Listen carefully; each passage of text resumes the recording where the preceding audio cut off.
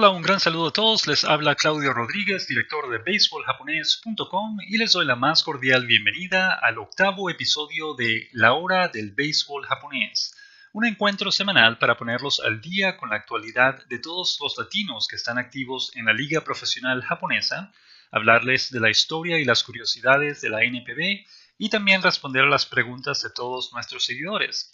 El programa de hoy, como siempre, está repleto de información muy interesante. Comenzaremos, como es costumbre, con el resumen de las noticias más importantes de la semana.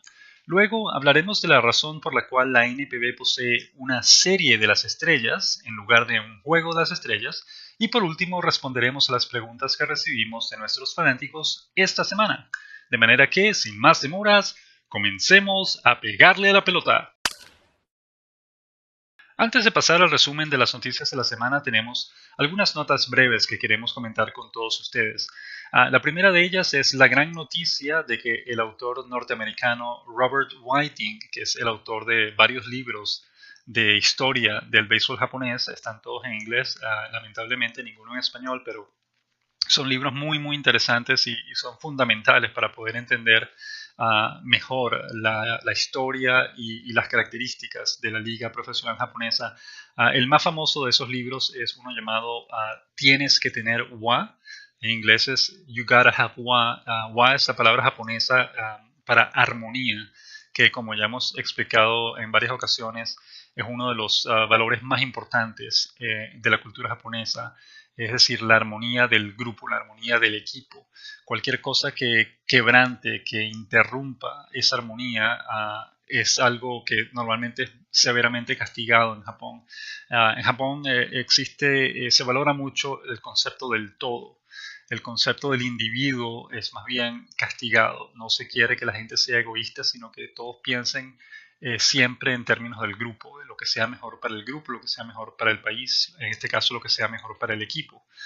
De hecho, existe un dicho muy famoso en Japón que dice, el clavo que sobresalga será vuelto a clavar. Es decir, si un clavito uno lo ve saliendo de una caja de madera, por ejemplo, alguien va a traer un martillo y le va a dar un golpe y lo va a volver a clavar.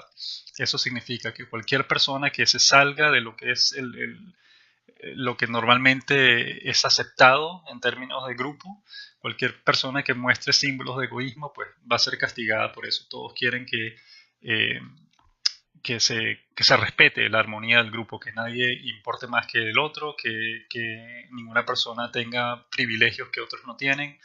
Todos deben ser iguales y deben tener los mismos privilegios. De eso se trata la armonía del grupo y en eso está basado básicamente la cultura japonesa. Y ese libro muy famoso de Robert Whiting que habla del wa, de la armonía en el béisbol japonés, es súper interesante porque no solo presenta una serie de detalles muy interesantes de la liga japonesa y de los extranjeros que han pasado por allá y de sus experiencias en esa liga, sino que también habla de la cultura japonesa y normalmente cómo resuelven sus problemas y cómo, en este caso, cómo afrontan o cómo asimilan el juego de béisbol y por qué razón, la razón por la cual lo juegan de la manera en que lo juegan. Es decir, lo que llaman el béisbol pequeño, de toque de bola, de robo de bases, en lugar del el show que vemos en las grandes ligas, que es de jonrones y de jugadores musculosos, fuertes, tienen una fuerza tremenda. En Japón se valora más la habilidad que la fuerza, el pensamiento, la destreza, la viveza, digamos, de los jugadores para hacer carreras, para ganar partidos, la fineza, digamos, la delicadez, digamos, de alguna forma, de los lanzadores, en lugar de la fuerza que tienen, no se valora tanto. Por supuesto, siempre es agradable ver un lanzador que lance muy rápido, pero como la mayoría de los lanzadores japoneses no tienen tanta fuerza, se valora en lugar de la fuerza, de la rapidez de la recta que tienen, se valora el número de lanzamientos que realizan y sobre todo el control, la habilidad de poder poner la pelota donde uno quiere ponerla, en un conteo, en una cuenta particular. De manera que, bueno, decíamos que Robert Whiting ya debe estar en sus 70 años y es una figura muy importante en Japón en términos de... es uno de los extranjeros que más sabe y mejor conoce la cultura japonesa. No solo ha escrito varios libros en inglés, sino también tiene 20 libros en japonés que ha publicado. Y es una persona excelente, hemos tenido la oportunidad de encontrarnos con él en varias ocasiones y es siempre muy agradable hablar con él por toda la sabiduría que tiene de Japón, del béisbol japonés y de Japón en general. Y este podcast, que lo podrán ver en esa página llamada SoundCloud en internet, ya lleva como 17 o 18 capítulos. Es un podcast semanal en el que habla de béisbol japonés, pero habla también de temas, distintos temas de Japón, de la política japonesa y de la cultura japonesa en general.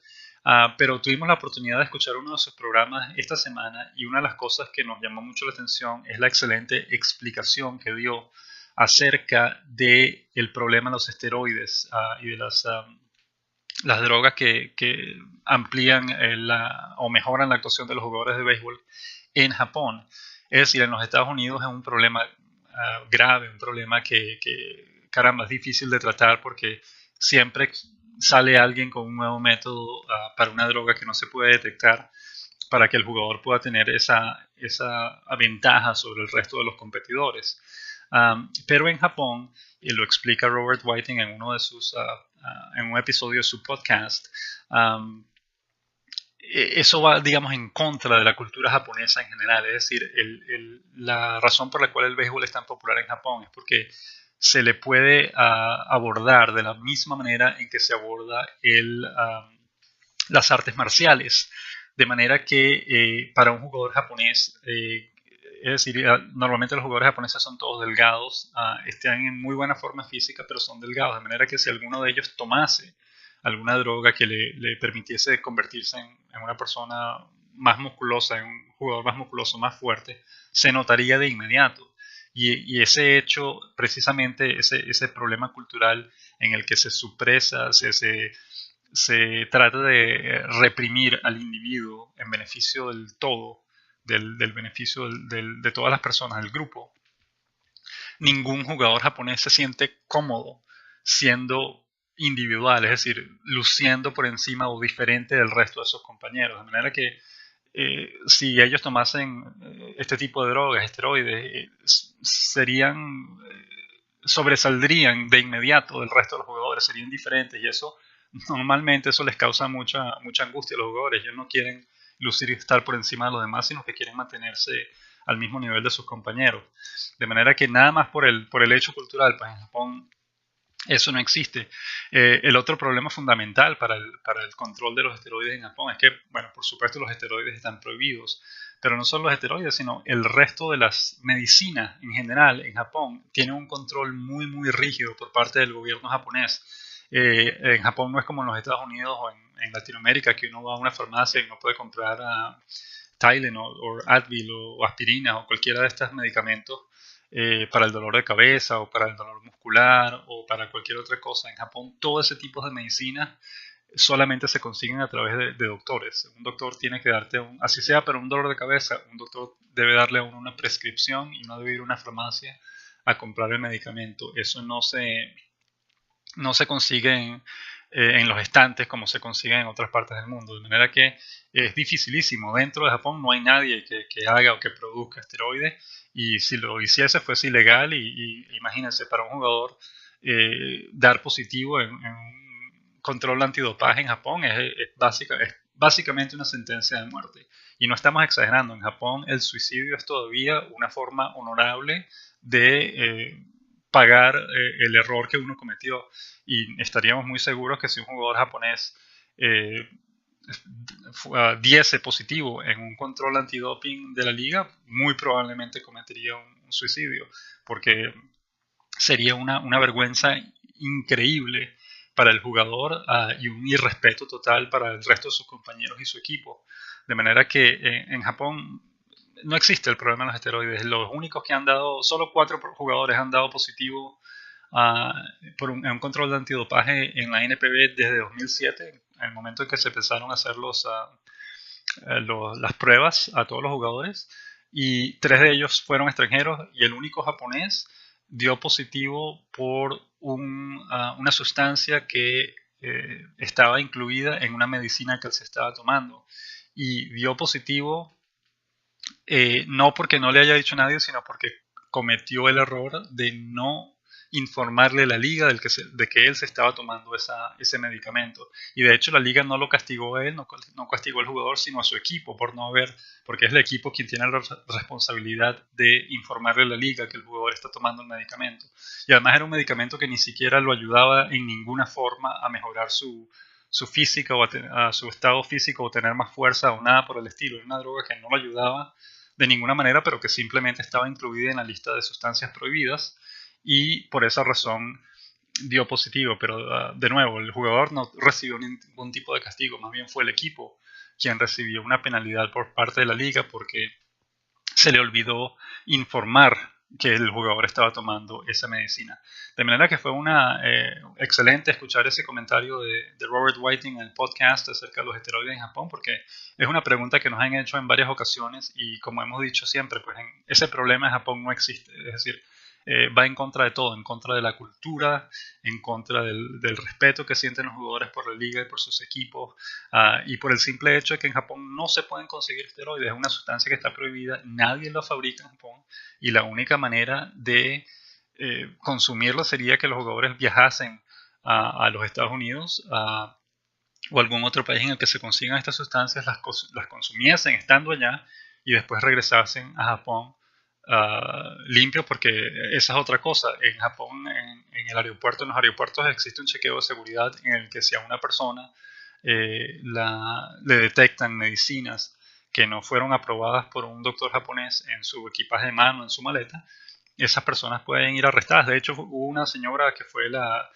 presidenta de una famosa compañía en Japón, fue a los Estados Unidos, tuvo algún problema, dolor de cabeza, migraña o lo que fuese, compró una medicina allá, se la trajo de vuelta a Japón consigo, la detuvieron en el aeropuerto y la arrestaron porque la vieron con unas medicinas que no estaban, que estaban prohibidas dentro de Japón. De manera que, de nuevo, el problema de los esteroides en la NPB no existe. Es inexistente, porque precisamente por eso, porque va en contra de todo y no es la costumbre ni de los jugadores ni de las personas, los habitantes japoneses en general, a consumir drogas de esa manera. De manera que es un problema, una fantástica explicación que dio Whiting en el podcast acerca del tema y repetimos, simplemente no existe en Japón ese problema. Otra cosa que queríamos mencionar es las Águilas de Rakuten compartieron a través de su sitio web esta semana todas las remodelaciones que le hicieron al estadio Kobo de Sendai, que es la sede del equipo.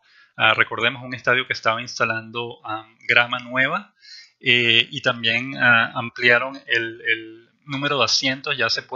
Ya entran más de 30.000 fanáticos al estadio. Recordemos cuando el equipo ganó la Serie de Japón en 2013, en aquella fantástica temporada en la que Masahiro Tanaka ganó 24 partidos y no perdió ninguno en toda la temporada. En esa campaña en la que al final Rakuten se coronó campeón de Japón, el estadio Kobo de Sendai tenía apenas 22.000, algo así como 22.700 asientos, y el equipo ha ido lentamente aumentando la capacidad de los asientos en el estadio y ya en este momento ya superan los 30.000 aficionados. También le instalaron la grama nueva, grama natural por primera vez, porque el estadio siempre había tenido, a pesar de ser un estadio abierto, no es un estadio techado, sino un estadio abierto, a pesar de eso siempre había tenido una grama artificial. Pero en esta ocasión finalmente sí instalaron una grama natural que se ve absolutamente fantástica. Esta semana, de hecho, creo que fue ayer sábado, compartimos el link para ver todas las fotos que tiene el equipo en su sitio web, en la que se ven, hay por ejemplo una nueva pantalla, hay dos pantallas ahora digitales en el center field, en el jardín central, para seguir las incidencias del equipo y la pizarra y todo, pero son dos pantallas distintas en las que se ven las repeticiones de las jugadas y la información del jugador que está bateando, el conteo, ese tipo de cosas. En las fotos también vemos nuevas secciones en las que se pueden comprar sillas para ver el partido en grupos, a secciones por ejemplo de 5 o 6 sillas con una mesa y con espacio para las bebidas. Los asientos en las distintas partes del estadio, algunos de ellos incluyen mesas. También vemos la parte entre el jardín izquierdo y el jardín central. Hay un parque que están desarrollando en el que van a colocar una de esas ruedas gigantes que tienen parece como un teleférico, pero en lugar de ser un teleférico es simplemente una rueda en la que hay unas casetas que van eh, circulando de arriba abajo, y en las que uno se puede montar para ver pues la vista de la ciudad y en este caso del estadio. Esa rueda todavía no la han instalado, pero el parque en el que va a estar esa rueda ya está abierto. Y lo más simpático que tiene es que son como gradas para sentarse en el piso, pero tiene grama en lugar de cemento. De manera que se ve muy muy bonito. Los invitamos de nuevo a que vean las fotos del estadio. Y de nuevo, nosotros en nuestra página web, baseballjapones.com, tenemos varias fotos del estadio Kobo de Sendai y de los distintos espacios que tienen para ver las distintas modalidades de asientos que tienen para ver el juego, que son todas muy interesantes. Y este año, de hecho, en un par de semanas ya vamos de regreso a Japón para nuestra visita anual. Es el 10º año consecutivo que vamos a Japón para hacer entrevistas y visitar los estadios y hablar con los jugadores. Y este año tendremos la oportunidad de ir precisamente al estadio de Kobo de Sendai para tomar algunas fotos y verlo con su grama natural y ver las remodelaciones que le hicieron. Tomaremos bastantes fotos, ya las estaremos compartiendo con todos ustedes. De manera que nos parece fantástico esta iniciativa de las Águilas de Rakuten, que tienen ahora su nuevo estadio remodelado con grama natural y que seguramente va a ser fantástico poder ver un partido del equipo en ese estadio. También queríamos comentar que las Estrellas de DeNA, al igual que la mayoría de los equipos japoneses de esta temporada, visitaron un templo ayer domingo, no, hoy domingo, creo que fue ayer sábado, perdón, visitaron un templo para rezar, para tener una exitosa temporada este año. Y en la foto vimos al venezolano Alex Ramírez, que es el manager del equipo, en primera plana, junto con la dueña del equipo, Tomoko Namba, y con el gerente general Shigeru Takada, de manera que Ramírez está ahí pues en la cúpula de poder del conjunto de DeNA, y nos parece fantástico porque, repetimos, está debutando, o sea, está convirtiendo en el primer manager latino en la historia de la NPB, y pues tiene una tarea muy difícil por delante. DeNA es un equipo que en los últimos 10 años no ha podido pasar del quinto lugar y pues necesita urgentemente mejorar su rendimiento y pues todos esperan que Ramírez tenga el, no la buena fortuna, sino una buena mano para cambiar la manera en que el equipo ha estado jugando en los últimos años, y esperemos que este año le vaya mejor. Otra cosa muy interesante que queremos compartir es que el portal yakyubaka.com, que siempre lo recomendamos en este espacio, publicó una lista de todas las páginas que están o que van a transmitir béisbol japonés en internet este año. Casi todas ellas es una lista de 1, 2, 3, 4, 5, 6, 7, 8, 9, 10, 11. Son 11 sitios web distintos en los que se pueden ver partidos de la NPB en vivo por suscripción, todos ellos. Sin embargo, el problema siempre ha sido que la mayoría de estas páginas solo están disponibles dentro de Japón. Es decir, para los que vivimos fuera de Japón, aún si queremos pagar, no tenemos la oportunidad de poder ver la señal porque no está disponible en nuestros países. Sin embargo, como ya hemos dicho con anterioridad, el sitio Pacific League TV, que transmite todos los juegos de la Liga del Pacífico, ya liberó su señal, de manera que uno todavía tiene que inscribirse, pero la señal se puede ver fuera de Japón. De manera que ya como les prometimos la semana pasada, estamos preparando lamentablemente el sitio está solamente en japonés, de manera que es difícil inscribirse y pagar porque uno no sabe qué es lo que tiene que hacer, obviamente no entiende. Los que no entienden japonés pues no pueden hacerlo. Pero como prometimos la semana pasada, queremos hacer una guía con fotos para que comprendan o entiendan cómo inscribirse, cómo poder ver alguno de los partidos de de la Liga del Pacífico esta temporada. Estamos viendo otras opciones que mencionan aquí. De nuevo, la mayoría de ellas están solamente disponibles en Japón, pero nos llama mucho la atención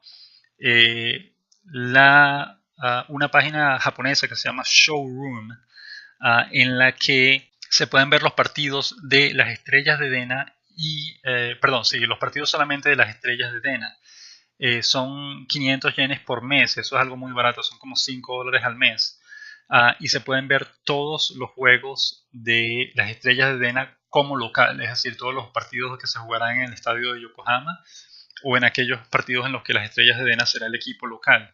Entramos al link que coloca el sitio Yakyubaka aquí, yakyubaka.com, y es el link de la página web de las estrellas de Dena, que tiene una versión en inglés, y por lo que vemos, esa señal debería estar disponible fuera de Japón, es decir, uno podría inscribirse, pagar los $5 mensuales para ver todos los juegos en los que el equipo de Dena es home club, y debería poder verse la señal fuera de Japón. De manera que lo vamos a probar, estén pendientes y les avisaremos, porque si funciona, al menos ya sabemos que hay un equipo que tiene una página de inglés en la que uno se puede inscribir y pagar su suscripción y así ver los equipos de los partidos de ese equipo esta temporada. En este caso tenemos la fortuna de que las estrellas de Dena cuenta en este momento con 1, 2, 3, 4, 5 latinos en su nómina. El manager Alex Ramírez, y también están los venezolanos José Celestino López y Guillermo Moscoso, el cubano Joslan Herrera, que es un lanzador relevista, y ¿quién es el otro que nos falta ahí? Es Joslan Herrera, Guillermo Moscoso. No, perdón, son cuatro nada más, incluyendo al manager Alex Ramírez. De manera que, bueno, estén pendientes, ya les enviaremos más información después de que probemos eso. Y si funciona, con mucho gusto compartiremos el link y las instrucciones para inscribirse. Ok, eso era todo lo que queríamos comunicarles o hablarles con respecto a las notas de la semana. De manera que pasemos ahora a nuestra siguiente sección, las noticias de la semana.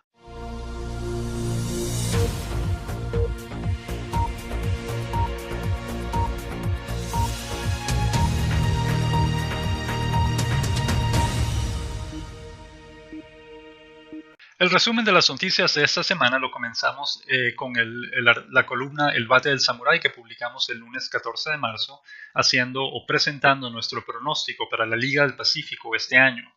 La Liga del Pacífico es un poco más sencilla de pronosticar que la Liga Central, porque en el caso de la Liga del Pacífico existe un candidato que es el claro favorito para ganarlo todo, no solo el título de la Liga del Pacífico, sino también la Serie de Japón, y estamos hablando de los Halcones de SoftBank. Es un equipo que está totalmente blindado, un equipo que tiene un buen picheo, buenos lanzadores relevistas, un buen cerrador, una ofensiva extraordinaria. Básicamente es un equipo que no tiene debilidades. De manera que es el claro favorito para ganar. Además está en un buen momento de juego, y los jugadores que tiene, sus jugadores estrellas, son todos jugadores que todavía son jóvenes y están en un gran momento de juego, de manera que el equipo tiene mucho futuro por delante, y es el claro favorito para ganar la Serie de Japón esta temporada. Ahí veremos al cubano Bárbaro Cañizares, que este año debería poder ver acción de manera constante, no lo ha podido hacer en los últimos 2 años. Y también veremos a los venezolanos Edison Barrios y Robert Suárez, que son lanzadores relevistas. Recuerden, Barrios el año pasado igualó la marca de más holds consecutivos con 17 de la NPB. Lamentablemente y fue electo, de hecho, por los fanáticos para participar en la Serie de las Estrellas, pero lamentablemente se lesionó y no pudo, estuvo fuera casi el resto de la temporada. Pero este año ya está de vuelta, está recuperado, y esperemos que pueda seguir lanzando de la misma manera que lo hizo el año pasado. Después de SoftBank están los luchadores de Nippon Ham, que es un equipo muy bien equilibrado, es un conjunto consistente que tiene una buena ofensiva y tiene un buen picheo. Si bien el picheo es básicamente la única duda, tiene al fenómeno Shohei Ohtani, que es este muchacho joven de apenas 20 años, lanza 100 millas por hora y que está pues llamado a ganar bastantes juegos este año. Sin embargo, El resto de la rotación, está el mexicano Luis Mendoza, que es muy bueno, por supuesto, y ha tenido una gran actuación en la pretemporada, pero el resto de los lanzadores, abridores del equipo, son muchachos jóvenes, son muchachos de mucho talento, pero que no siempre son consistentes en sus actuaciones, de manera que si todos se mantienen jugando a un buen nivel, pues el equipo tiene chance de darle la pelea a SoftBank por el título de la liga, pero si por alguna razón se lesionan o fallan, entonces el equipo básicamente no tendrá chance de pelear por el título de la liga, sino simplemente por tratar de quedarse con un cupo para asistir a la postemporada. En el tercer lugar estamos colocando a los Búfalos de Orix por el factor sorpresa. Orix terminó en el quinto puesto de la liga de la tabla el año pasado. Y a pesar de que tiene buenos jugadores, el equipo no ha estado jugando bien últimamente y eso lamentablemente lo afecta mucho. Sin embargo, este año hay varios jugadores que están regresando de una lesión y que si juegan bien sin duda van a marcar la diferencia para el equipo este año. También tienen 4 importados nuevos que todos prometen aportar mucho al equipo. Todos ellos son norteamericanos. De manera que si estos jugadores rinden bien desde el principio de la temporada y sus lanzadores pues también tienen una buena actuación, como por ejemplo Chihiro Kaneko, que es el as del equipo. El año pasado estuvo lesionado y se perdió la mitad de la temporada, pero este año ya está sano y está lanzando bien, ha lanzado bien en la pretemporada. Si el equipo se mantiene su buen picheo y mantiene su ofensiva también, que no es mala, sin duda puede dar la pelea y puede meterse en el tercer puesto, como esperamos que ocurra en este caso. En el cuarto lugar estamos poniendo a los Marinos de Lote, que tienen una muy buena ofensiva este año con la adición del dominicano Jamaico Navarro, que tuvo 2 temporadas sensacionales en Corea del Sur. Y en lo que empezó la temporada, pues le fue muy bien, conectó jonrones en partidos consecutivos. Pero lamentablemente, como ya informamos, después de eso fue detenido en el aeropuerto de Naha, en Okinawa, por poseer una bala en su equipaje de mano. Estuvo detenido 2 días por la policía y el equipo decidió suspenderlo por 2 meses, o bueno, en este caso por un mes de la temporada regular, como castigo, de manera que eso no se repita en el futuro, pero bueno, podrá empezar a jugar a partir del 22 de abril si mal no recordamos, y eso va a ayudar mucho al equipo. Navarro es un jugador que tiene mucha fuerza, que conecta buenos honrones y que puede ayudar mucho al equipo. Y este año también está el cubano Alfredo Despaine, que ya tiene 2 años jugando con el equipo, pero casi siempre ha jugado, no ha podido jugar la temporada completa por diversas razones e interrupciones. Pero este año ya llegó a Japón, ya jugará con el equipo desde el primer día de la temporada hasta el último, y eso va a marcar una diferencia porque sin duda Despaine es un buen jugador que puede aportar mucho al equipo. La única duda que tenemos con Lote es el picheo. Son básicamente los mismos lanzadores del año pasado, pero la diferencia que esperamos que ocurra es que el as de la rotación del año pasado, Hideaki Wakui, que lideró la Liga del Pacífico con 15 victorias y tuvo la 8ª mejor efectividad, pues Wakui es un lanzador que ya tenía años sin lucir bien sobre el montículo.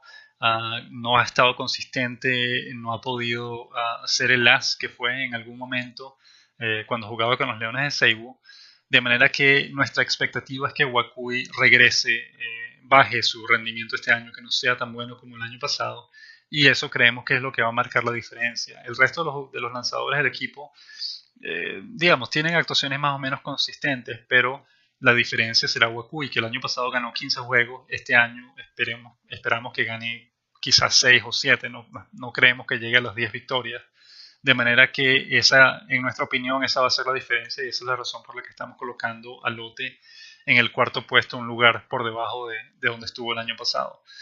El quinto lugar se lo damos a los Leones de Seibu, que siguen teniendo una ofensiva extraordinaria. Está el venezolano Ernesto Mejía, está al que llamamos el gordito Takeya Nakamura, que es un gran bateador, tiene 5 títulos de jonrones o 6 títulos de jonrones en los últimos 8 años. Es un jonronero fantástico, un gran bateador. También está Shogo Akiyama, que impuso el año pasado el nuevo récord de hits para una temporada en la NPB con 116 hits, perdón, 216 hits, conectó a Shogo Akiyama el año pasado, recuerden la temporada en Japón con 143 juegos. Y la ofensiva en general del equipo tiene un novato, Tomoya Mori, que es bastante bueno, conecta jonrones y batea para promedio. Pero nuestro único problema con Seibu es que el picheo sigue siendo el mismo del año pasado y el picheo del año pasado no fue bueno. Takayuki Kishi, que es el mejor abridor que tienen, es sin duda un gran lanzador, es muy bueno. Pero el resto de los lanzadores que tienen son decentes, tienen talento, pero lamentablemente no son consistentes con sus actuaciones. Un día lanzan muy bien y dominan por completo el equipo rival, pero al día siguiente o la próxima vez que abren un partido, pues no lanzan igual de bien, parecen más bien novatos y les batean con mucha facilidad. De manera que la consistencia, la falta de consistencia en su picheo y además y el hecho de que la rotación es la misma, no cambió con respecto al año pasado, pues nos da la corazonada de que Seibu terminará en el quinto puesto de la tabla en esta temporada. En el último lugar estamos colocando a las Águilas de Rakuten porque es un equipo que es débil en casi todas sus filas. Su ofensiva no es buena, su cuerpo de lanzadores no es bueno. Tienen un buen lanzador que es Takahiro Norimoto, que es un novato, un muchacho todavía joven de 22-23 años, que tiene talento, que lanza muy bien, pero que él solo pues no puede hacer que el equipo gane. El resto de los lanzadores de la rotación necesitan mejorar su actuación y pues el año pasado lamentablemente no pudieron hacerlo, de manera que volvemos a lo mismo, igual que ocurre con Seibu, el equipo no contrató refuerzos en ese respecto y por eso tememos que lamentablemente no va a llegar muy lejos en términos de su puesto en la tabla de clasificación.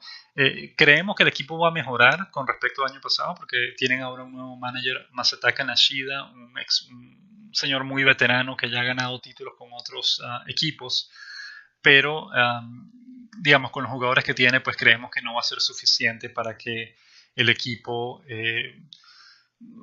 ascienda en la tabla de posición, al menos este año. El año que viene quizás les vaya mejor y puedan hacer algo distinto, pero este año pues creemos que terminarán en el último lugar.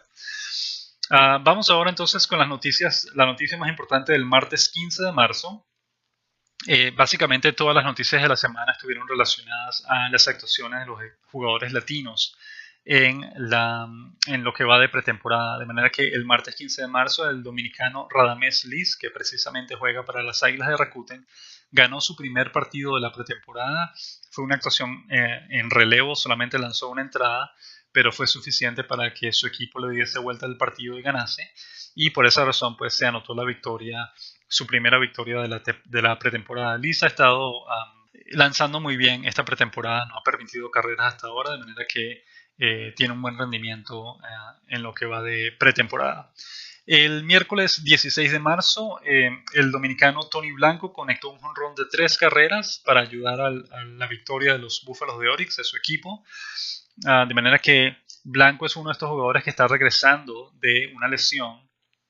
Apenas pudo ver acción el año pasado y este año ya está sano. Esperemos que pueda ver acción a menudo y conectar los jonrones a los que nos tiene acostumbrados, aunque lamentablemente ya leímos por ahí que el equipo no planea tenerlo en el roster activo el día inaugural de la temporada. Planean probablemente darle la oportunidad a los norteamericanos nuevos que contrataron, y si alguno de ellos no funciona, pues en ese momento llamarán a Blanco para que suba al primer equipo y los ayude. Pero de cualquier forma pues conectó un jonrón, tiene 2 jonrones y 5 carreras empujadas. Es de hecho el segundo latino que más carreras empujadas tiene esta pretemporada, si bien apenas ha jugado como 8 juegos, algo así, pero digamos está mostrando mejor forma este año de la que mostró el año pasado con el equipo. Vamos ahora al jueves 17 de marzo. El cubano Alfredo Despaine sumó su segundo vuelacercas ante los Gigantes de Yomiuri. Fue un jonrón solitario, pero muy fuerte como siempre en el caso de Despaine. De manera que repetimos, el cubano está mostrando una gran forma esta pretemporada y estamos pues pendientes de lo que pueda hacer en una temporada completa, que será su primera vez desde que llegó a Japón, que podrá jugar la temporada completa. De manera que estamos de nuevo pendientes de lo que pueda hacer este año. El viernes 18 de marzo tuvimos la noticia de que los dominicanos Anderson Hernández y Ricardo Nanita fallaron ambos en un turno como emergente en la derrota de Chunichi. El viernes solamente se disputó un partido, de manera que esa fue la única noticia del día. Pero hay algo que sí tenemos que comentar y es el hecho de que tanto Nanita como Hernández han aparecido en casi todos los juegos de Chunichi esta pretemporada, pero en la mayoría de ellos han comenzado el juego en la banca y han salido apenas a tomar un turno como emergentes, de manera que nos llama la atención ese detalle. No sabemos si es que alguno de ellos está con alguna lesión o cuál es el problema, pero eso significa que básicamente Chunichi está jugando sin extranjeros. Tiene 5 extranjeros en su nómina en este momento, todos ellos son latinos, pero el hecho de que ninguno esté jugando pues llama la atención porque podría ser un síntoma de que el equipo no les está dando demasiadas oportunidades de jugar. Bueno, cuando comience la temporada regular, esa será realmente la prueba de fuego. Veremos qué es lo que está ocurriendo y si van a jugar o no. Pero el hecho de que los estén descansando tanto en la pretemporada, pues no sabemos si es que el manager del equipo quiere probar a otros jugadores o si simplemente está preocupado por el rendimiento que ambos están mostrando. Pero es curioso, sin duda, que no estén jugando mucho hasta ahora en la pretemporada y de hecho ambos tienen un promedio bastante bajo, de manera que hay que estar pendientes de qué es lo que pasa ahí porque no entendemos por qué no están jugando más a menudo. Hablemos ahora del sábado 19 de marzo. El mexicano Luis Mendoza sumó su tercera victoria de la pretemporada y de hecho al momento de grabar este programa, el domingo en la tarde, es el único, es el lanzador que lidera toda la NPB en victorias en esta pretemporada. Tiene 3 victorias y de hecho es el único que tiene ese número. Ningún otro jugador, otro lanzador ha sumado 3 victorias hasta ahora en la pretemporada. Solamente queda una jornada de partidos oficiales de pretemporada y se va a disputar mañana lunes, de manera que es posible que de pronto algún lanzador mañana sume su tercera victoria e iguale a Mendoza, pero hasta que eso ocurra, en este momento Mendoza es el líder absoluto en solitario de triunfos en la NPB en la pretemporada con 3, de manera que muchas felicidades para él. Esperemos que pueda mantener su posición de único lanzador de la pretemporada con 3 victorias. Y hoy domingo 13 de marzo el venezolano Ernesto Mejía conectó un jonrón en el partido de entre los Leones de Seibu y los Gigantes de Yomiuri en el Tokyo Dome. Fue en su mismo primer turno del partido, un jonrón solitario hacia el jardín central, entre el jardín central y el jardín izquierdo. Fue un jonrón bastante elevado, pero la bola salió del parque y, como siempre, pues Mejía mostrando su fuerza desde el plato, de manera que otra cosa que nos alegra mucho es que precisamente Mejía ha estado bateando bastante mejor. El año pasado su promedio estuvo muy muy bajo, pero este año él está bateando sobre 300 en la pretemporada y esperemos que pueda mantener eso durante la temporada regular porque sin duda hace falta. Mejía conectó 27 jonrones y empujó 89 carreras el año pasado. Estuvo entre los 10 mejores, pero no entre los 5 mejores en ambas categorías en la Liga del Pacífico. Pero digamos, son números decentes, son buenos números para él. El único gran problema que tuvo es que su promedio el año pasado fue 2.35, batió muy, muy, muy poco, fue un promedio muy bajo para él. El año pasado, perdón, en 2014, cuando ganó el título de jonrones de la Liga del Pacífico, batió para 2.90, pero en ese caso está bateando solamente 2.35, de manera que, perdón, el año pasado batió 2.35 y eso fue preocupante. Sin embargo, este año en la pretemporada ha estado bateando sobre 300 y eso nos anima mucho porque es un síntoma de que ya está de regreso en su mejor forma y que este año podrá rendir mejor de lo que rindió el año pasado en términos de promedio. De manera que esas fueron las noticias más importantes de la semana. Pasemos ahora a nuestra sección Conociendo al béisbol japonés. Esta semana en Conociendo el béisbol japonés queremos hablarles de la razón por la cual en Japón se realiza una serie de las estrellas, es decir, no es un juego de las estrellas, sino son varios. Normalmente son 3 o 2 partidos que se disputan cada año a mediados de julio, es un poco más tarde del juego de las estrellas que se realiza en las grandes ligas. Pero lo curioso, digamos, como Japón tiene unas reglas, el empate, por ejemplo, que no existe en ninguna otra parte del mundo, tienen reglas curiosas para su liga, pues queríamos comentarles para aquellos que no están conscientes todavía de que eso existe. En Japón no existe el juego de las estrellas, sino la serie de las estrellas. Son normalmente 2 o 3 juegos.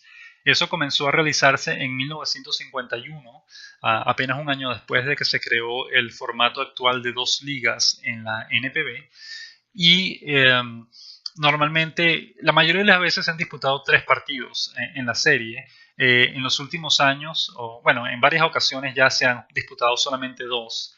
En los últimos años se han disputado 2 por petición de los jugadores que pues reclaman que los están poniendo a trabajar demasiado y que ellos también necesitan concentrarse en sus labores con sus respectivos equipos, de manera que no quieran estar jugando demasiados partidos de las estrellas. Sin embargo, la razón por la que esto es así en Japón, por la cual se disputan más de un partido, más de un juego de las estrellas, es porque la serie de las estrellas, esos juegos son básicamente la única fuente de ingresos o una de las pocas fuentes de ingresos que tiene la NPB como tal. La NPB, la oficina, el organismo que supuestamente controla la Liga Japonesa de Béisbol, pero en realidad no es así, es más bien un organismo, a diferencia de las grandes ligas, la oficina del comisionado de la NPB es más bien una oficina secretarial, es una oficina de ayuda a las operaciones de la liga, pero realmente no es la oficina que dirige la liga, que decide lo que se hace en la liga, sino es bien una oficina que apenas tiene la labor de preparar los calendarios de los partidos y administrar a los umpires y las reglas, pero básicamente eso, en términos de mercadeo y de venta de su producto y de cosas por el estilo, la NPB no hace nada de eso. Todo lo hacen los equipos por su propia cuenta. De manera que, repetimos, la serie de las estrellas es casi que una de las pocas fuentes de ingreso que tiene la oficina de la NPB para trabajar durante el año.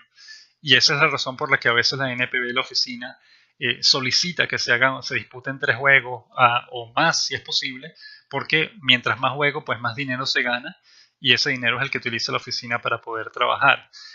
De manera que son básicamente 3 las fuentes de ingresos que tiene la NPB.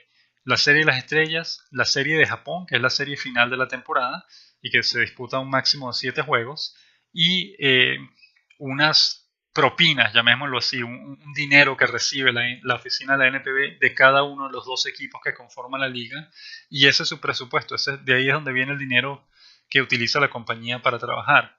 De manera que básicamente esa es la razón.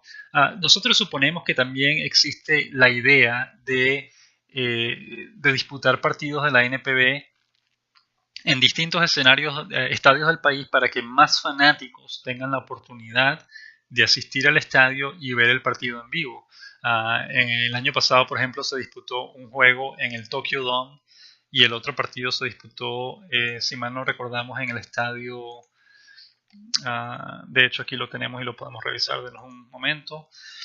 El año pasado los partidos se disputaron, uno en el Tokyo Dome y el otro en el estadio Mazda de Hiroshima, al sur del país. De manera que, de nuevo, simplemente se le da la oportunidad a los fanáticos de poder asistir al estadio y ver el partido en vivo, ver a sus estrellas, a sus ídolos jugando en vivo.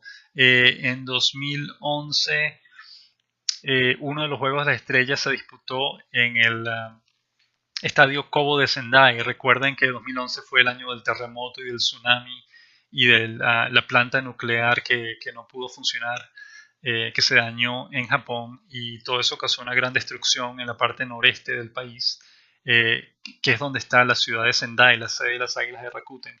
Y como una manera de recolectar fondos para ayudar a las personas que se quedaron sin hogares y a los lugares que fueron afectados por el terremoto y el tsunami, uno se decidió a última hora que uno de los 3 partidos de la serie de Japón, o de la serie de las estrellas, perdón, ese año se disputaría precisamente en el estadio Kobo de Sendai para ayudar a las víctimas del terremoto. De manera que, como ya explicamos, esa es una de las fuentes de ingresos que tiene la NPB, y esa es la razón por la que en ocasiones como la de 2011, a última hora se decide disputar un partido más para recolectar fondos y ayudar a las personas de la región y también para darle a los fanáticos pues la oportunidad de ver a sus estrellas en vivo. En este momento se disputan solamente 2 juegos, de manera que en 2016 serán 2 juegos de las estrellas. En otras, la mayoría de las veces han sido 3, pero últimamente se han estado disputando solamente 2. Otra notica que queríamos compartirles con respecto a la serie de las estrellas es que en el pasado jugadores latinos han sobresalido mucho en alguno de esos juegos. Recordemos en 2013 el dominicano se disputaron 3 partidos y el dominicano Tony Blanco ganó el derby de jonrones en 2 de ellos, es decir, en 2 días consecutivos. El último lo ganó el curazoleño Vladimir Valentín. Pero recordemos, por ejemplo, el venezolano Roberto Petagine fue el jugador más valioso en 2 partidos distintos de la Serie de las Estrellas.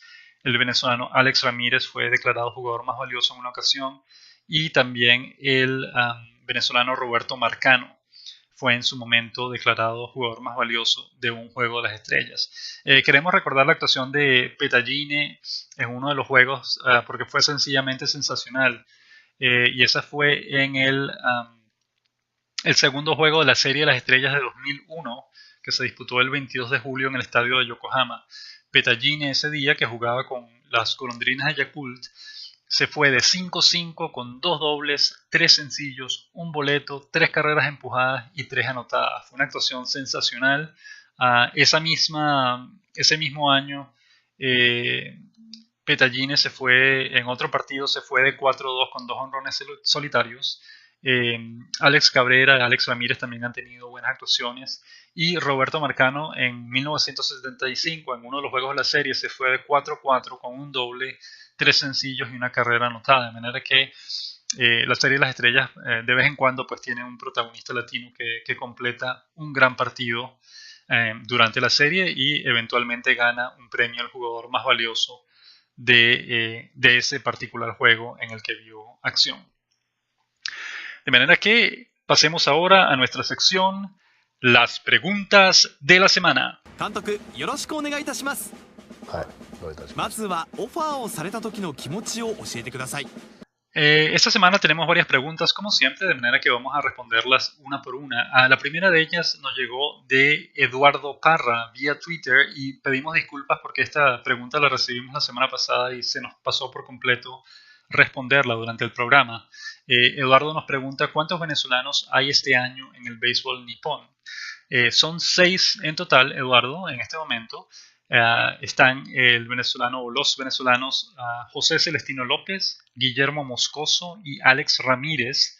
Los 3 de ellos están jugando con las Estrellas de Dena. Ramírez es el nuevo manager, recuerden.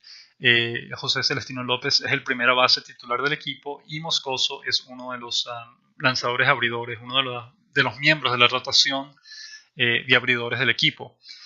Con los Halcones de SoftBank están otros 2 venezolanos, Edison Barrios y Robert Suárez, ambos son lanzadores relevistas. Y con los Leones de Seibu está el venezolano Ernesto Mejía, que es también el primera base titular del equipo. De manera que son, recordemos, 6 los venezolanos que están jugando en la NPB este año. La siguiente pregunta nos llega de Huáscar Peña vía Twitter también. Nos pregunta ¿cuántos jugadores dominicanos y en cuántos equipos habrán en la liga este año? En este caso, Huáscar se refiere a la NPB. Y como ya hemos dicho en programas anteriores, son 14 dominicanos en total y están repartidos en 8 equipos. 4 de ellos están en los Dragones de Chunichi, son Anderson Hernández, Ricardo Nanita, Juan Jaime y Jordan Norberto. Otros 4 juegan con los Tigres de Hanshin, ellos son Marcos Mateo, Mauro Gómez, Rafael Dolis y Rafael Pérez. Y los otros 6 dominicanos restantes están cada uno en un equipo distinto. Radamés Liz está con las Águilas de Rakuten, Jamaico Navarro está con los Marinos de Lote, Tony Blanco está con los Búfalos de Orix, Luis Pérez está con las Golondrinas de Yakult, Héctor Luna está con los Carpas de Hiroshima y Smerling Vázquez está con los Leones de Seibu. La siguiente pregunta nos llega de Giordano Carmona vía Twitter. Carmona, bueno, fue más bien una pregunta de cómo contactarnos de manera privada. Siempre de vez en cuando recibimos preguntas de seguidores a través de Twitter o Facebook que nos quieren contactar de manera privada para hacernos una consulta o alguna pregunta o presentarnos algún tipo de propuesta. Y nuestra respuesta siempre es la misma. Cuando quieran escribirnos en privado, por favor, escríbanos directamente a nuestro correo electrónico baseballjaponés@gmail.com y estaremos encantados de contestar sus preguntas o comentarles acerca de la propuesta que nos envíen. Nosotros pues evitamos seguir a demasiadas personas en Twitter precisamente porque al grupo de personas que sí estamos siguiendo son básicamente fuentes informativas con respecto a nuestro seguimiento de la liga japonesa y queremos dejarlo de esa manera porque nos facilita conseguir la información que necesitamos. Si empezamos a seguir a todas las personas que nos siguen a nosotros, pues no vamos a poder ver ningún tipo de información, se nos va a perder la información que sí estamos buscando, de manera que discúlpenos, es precisamente por esa razón por la que no seguimos a todo el mundo, simplemente seguimos a unas personas muy específicas que es las que nos mantienen informados de lo que está ocurriendo en la liga japonesa y facilitan nuestro trabajo. De manera que recuerden, cualquier persona que quiera escribirnos de manera privada, escríbanos por favor a nuestro correo baseballjaponés@gmail.com. Otra pregunta nos llega de Suisadai Castro vía Twitter y nos pregunta o nos comenta que las Águilas de Rakuten o el estadio de Sendai anteriormente utilizaba grava en vez de grama natural. Suponemos que grava se refiere a la grama natural y eso es correcto. Desde que el estadio se inauguró en 2005, cuando fue creado el equipo de las Águilas de Rakuten, siempre se ha usado grama artificial a pesar de que el equipo del estadio es un estadio abierto. Sin embargo, como es más fácil de mantener la grama natural que la grama artificial, que la grama natural es menos costoso mantener la grama artificial, pues esa había sido la norma hasta ahora, pero con todas las mejoras que ha realizado el equipo al estadio y al parque en general, pues decidieron colocarle grama natural este año y como ya mencionamos anteriormente, en las fotos se ve absolutamente fantástico todo, está muy muy bonito el parque, es un placer ir para allá a ver un juego y ahora con grama natural pues mucho más. De manera que sí, es cierto, Suisadai, anteriormente se utilizaba grama artificial, este año es que están debutando con la grama natural. La siguiente pregunta nos llega de Luis Enrique Márquez vía Twitter. Nos pregunta cómo le va en la pretemporada a Robert Suárez y si tiene chance o no de hacer el equipo grande con los halcones de SoftBank. Luis, la actuación de Robert Suárez hasta el momento ha sido bastante buena. Solamente he visto acción en 3 partidos. Ha lanzado 3 entradas, pero no ha permitido ni hits ni carreras en ninguna de ellas y de hecho ganó un partido en relevo y fue el 6 de marzo. Pero hasta el momento pues no ha permitido ni hits ni carreras, su efectividad es 0 en este momento y cuando lo hemos visto en acción pues se ha visto sólido, se ha visto muy bien.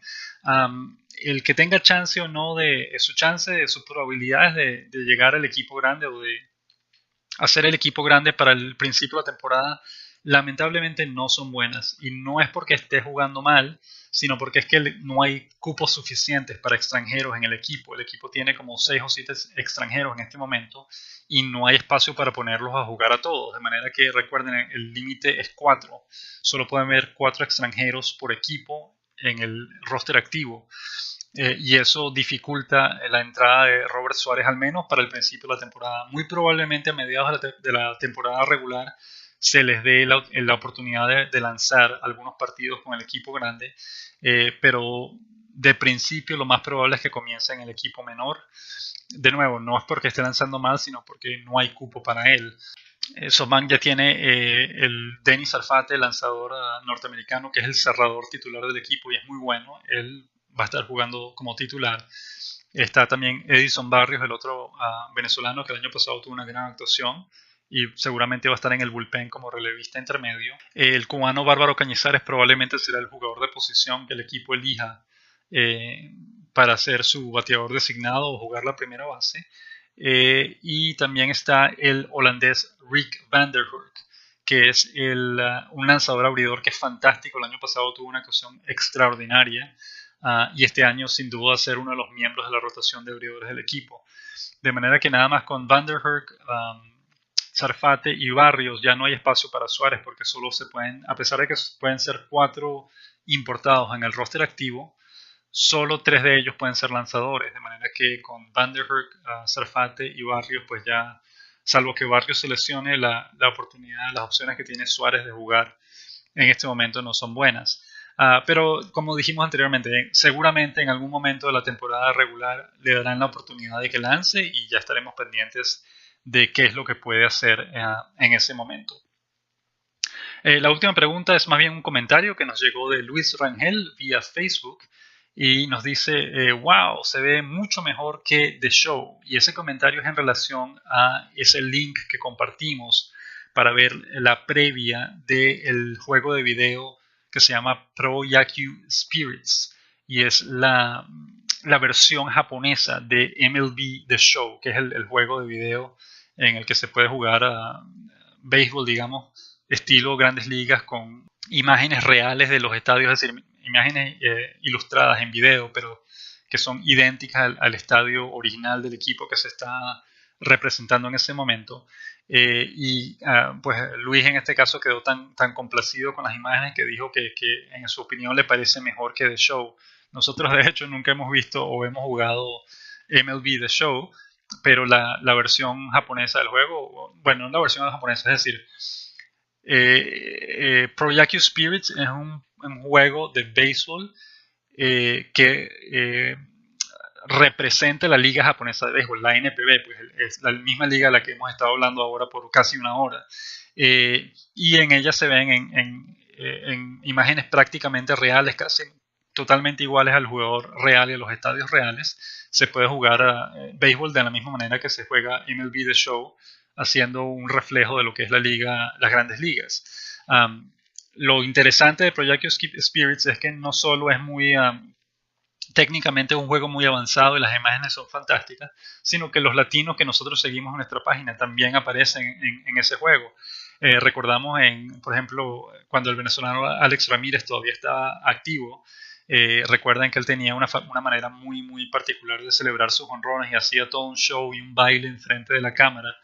Y la versión de Pro Yaku Spirits de esa época incluía esa celebración de Ramírez después de conectar un jonrón, de manera que si uno estaba jugando el juego y tenía a Ramírez bateando y Ramírez lograba conectar un jonrón, cuando llegaba el home se paraba después enfrente de la cámara y hacía su particular su danza celebrando el jonrón, de manera que eso era fantástico y chistoso de ver, digamos, en ese juego de video.